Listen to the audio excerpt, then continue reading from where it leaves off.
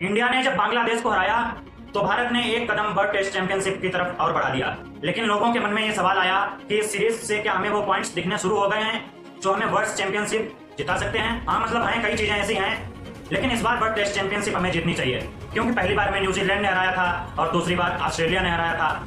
अब हमने वो तंज खत्म कर दिया है कि हम फाइनल में जाके हार जाते थे। T20 वर्ल्ड कप हम जीत के आए थे, वनडे में भी हम फाइनल में पहुंच गए थे, लेकिन इस बार हमें वर्ल्ड टेस्ट चैंपियनशिप जीतनी चाहिए। और रोहित शर्मा की कप्तानी में जब भारत ने बांग्लादेश पर 280 रनों से जीत दर्ज की तो भारत ने एक तरह से डिफरेंस दिखाया कि जो डिफरेंस है हमारे और बांग्लादेश के बीच में वो ऐसे ही नहीं है। टेस्ट रैंक में इंडिया टॉप पर है, कोई आसपास हमारे नहीं खड़े होते दिखाई दे रहा। इंडिया के पॉइंट जो हैं वो 71.67 है। हमारे बाद ऑस्ट्रेलिया है, उसके बाद न्यूजीलैंड है और बाकी सारी टीमें आपस में खेल कूद रही हैं।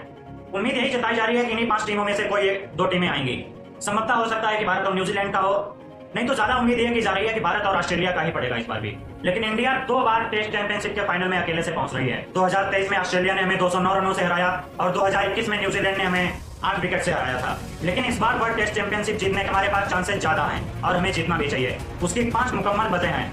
Number 1, Rishabh Pant is back. Bharat के स्टार बल्लेबाज ऋषभ पंत की भारतीय टीम में वापसी हो चुकी है, वापस आए और छाए हैं। उन्होंने छठा शतक लगाया और दिखाया कि ऋषभ पंत का बेस्ट क्यों कहा जाता है। और ऋषभ पंत ने दिखाया कि पंत का टेस्ट में क्या इम्पैक्ट पड़ता है। और ऋषभ पंत ने जो चेपॉक में किया वो अनबिलीवेबल था।